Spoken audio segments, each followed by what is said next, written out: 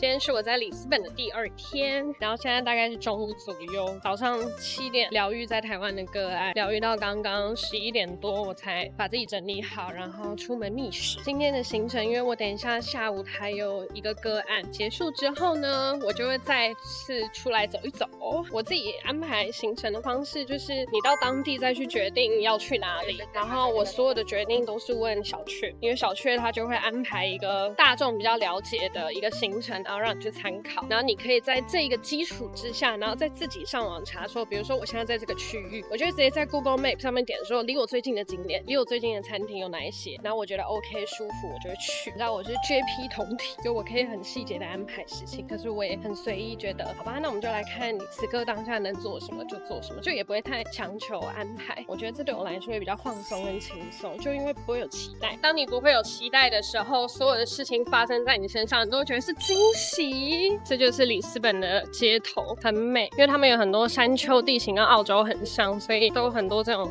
坡路。我现在随便找了一间店吃，然后呢，我真的很喜欢他们在这里有户外的座位。你知道在户外吃饭就有一种你在大自然里面，你就算在做一件很日常的事情，你都是在跟这个大自然在共舞，跟这个阳光，跟这个树叶，跟这个空气。你在建筑物里面吃饭，你就会有一种我在一个框框里面，我是受限的，我旁边伸手我就会摸到墙壁的那一种，所以你知道你是一个在限制的状态下，你就会有限制的能量。可是你在外面吃饭，你就觉得哇，无边无际，然后所有的门是为你敞开的那种感觉，你在吃的时候心境也会很不一样。所以我真的好喜欢在欧洲户外吃饭的那种感觉。给大家看我现在吃饭的风景。这是我的前菜，然后你看这就是我的风景，有阳光在这里，这就是户外的样子。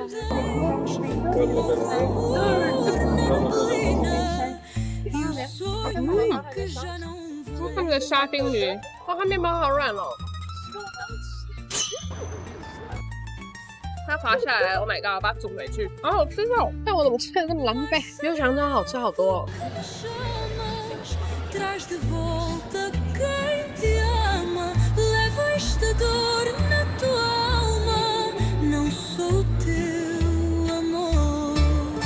我现在来到他们当地的瓷砖博物馆，因为我今天只有下午一点点的时间嘛，所以我就想说，那我要去看哪个博物馆呢？我就发现到说，就离我住的那里附近10分钟车程有个瓷砖博物馆。然后瓷砖其实众所皆知，它又是葡萄牙当地很独有的艺术呈现方式。为什么叫做艺术呈现方式呢？反正我刚刚稍微逛了一圈，然后去了解一下他们的历史跟文化脉络，我才发现有个很惊人的连结，就是在整个欧洲，欧洲本来就是一个艺术创作很多的发源地，他们不像可能意大利，他们可能用雕像的方式去呈现他们的艺术，或者是像其他国家可能用一些画作的方式，葡萄牙他们就是独有用瓷砖去做创作跟延伸。用什么延伸呢？一样是宗教，基督教、天主教。你会发现他们的瓷砖上面都有很多的几何图形，大家可以看到后面这个，而几何图形它又是源自于宇宙它万物的力量，所以我们看了很多生命之花，或者是说很多符号，它都是几何图形延伸的嘛。那为什么会有这样子的呈现呢？是因为他们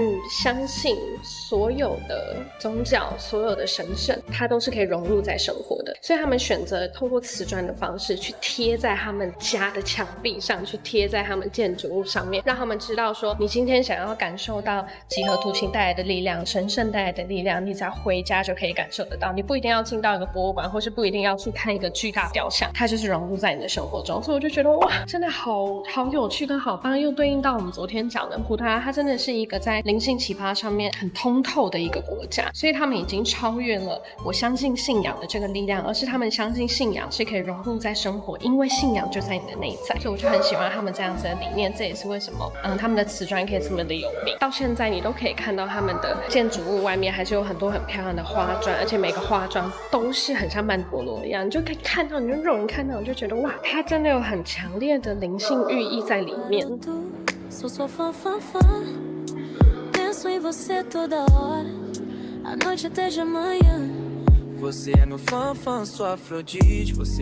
而且我刚刚稍微看了一下他们在制作一个瓷砖的过程，我觉得可能就是跟任何可能瓷砖艺术品都很像，可是我有一个惊人的发现，就是像上面他们就是有亮亮的感觉嘛，大家有看到吗？这个亮亮的感觉，因为土本身就是土的能量嘛，然后在制作的过程你需要透过烧的方式让它成型，所以它又会有火的能量。你烧之前你又需要去上色，所以上色有水的能量。最后呢，你在熬制的过程当中，它除了火之外还需要大量的风，然后去让它就在里面做成一个循环，它才会变成一个不会破裂的瓷砖。所以它整个制成过程当中其实就结合了宇宙的4大元素：风水土火。所以为什么大家来到欧洲的时候会发现到说好像他们的建筑物就给人家一种不一样的能量感。我觉得那个能量真的也是来自于原始大自然的力量。我们在看到的时候就觉得说哇，那一种不单单是艺术的呈现，而是你看见它，你摸到它，你都可以有一种我跟艺术是很贴近的，我跟大自然是很贴近的。这些图像都带给我们一种安心跟安定的感觉嘛，我觉得那是一个很特别的感受。大家来葡萄牙的时候一定可以亲自去感觉看一看，而且这一些博物馆的都可以摸，你真的可以感受得到这一些承载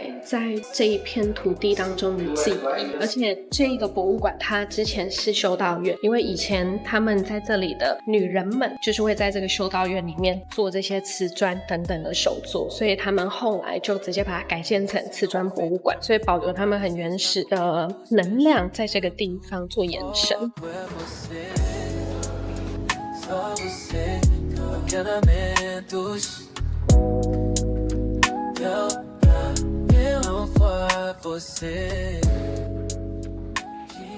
以前的人对于神都会有很强烈的敬畏，所以他们在打造修道院的时候，也为了跟神有更深的靠近，所以他们做了很多不一样的设计。我现在待的这个呢，是里面很大很大的一个祭坛，然后这个祭坛是全部都是黄金色的，大家可以看到。然后我坐在这里感应了一下这里的能量，我发现这里有一个很深的感觉，是我一走进来就感觉到这里有别于其他的，无论是教堂也好，修道院也好，它蕴含着很强烈的母性力量。这种母性力量是你走进来，你就可以感觉得到这里有很多很沉稳、很阴性、很包容的一个力量感在，是那一种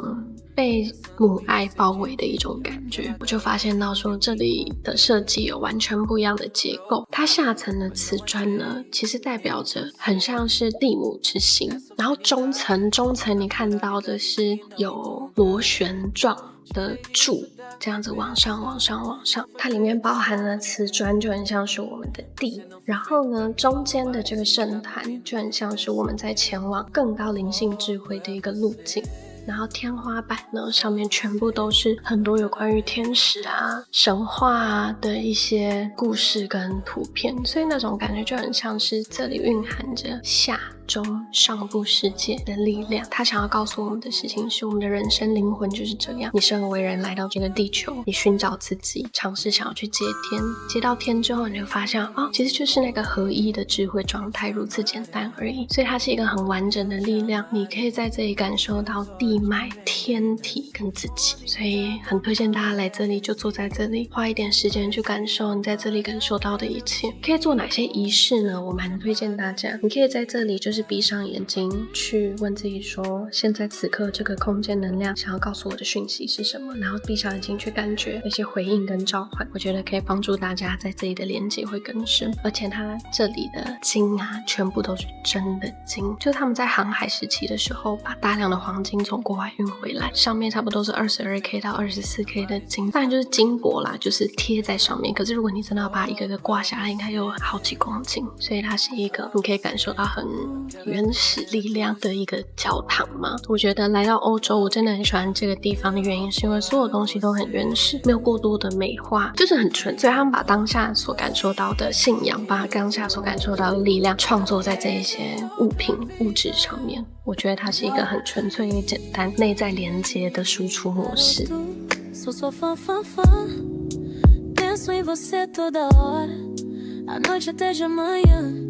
Você é meu fã, fã, sua Afrodite. Você olha desejando do melhor de nós. Pensando em você dia a dia, aquela garota. 我现在在他们的晚上街上随便走一走，在里斯本有主要的一些区域，像大家听过的应该就是 Chado 跟 Alpha 嘛，那 Alpha 嘛它就是比较偏古老，就比较多山丘路，然后你乱窜都可以去走，看到一些很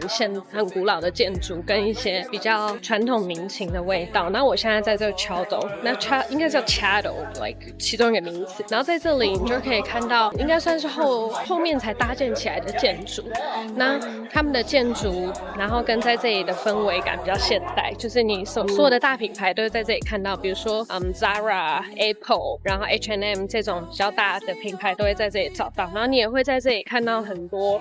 可能他们当地自己经营的比较有质感跟精致的店。然后晚上的行程就是在这里随便乱走，走到哪看到哪。我刚刚有一个有趣的发现，就是呢，我刚刚在广场上发呆，然后准备要离开的时候，就有一个人叫住我，请我帮他们拍照。然后拍完之后，心里就有点小骄傲，骄傲是为什么呢？我就觉得他们找对了，你就是要找亚洲人帮你拍照，你知道吗？你找亚洲人帮你拍照，他就会帮你拍得非常好看。网络上就有个迷因说，你怎么样都要找长得像亚洲的人帮你拍照，因为他们就是从小被训练到大。虽然我到哪里长得都像当地人，我也不长得很不亚洲人，但是心里有点小窃喜。窃喜什么呢？窃喜我留着一个亚洲的血裔啊！亚洲的血裔就是好会拍照。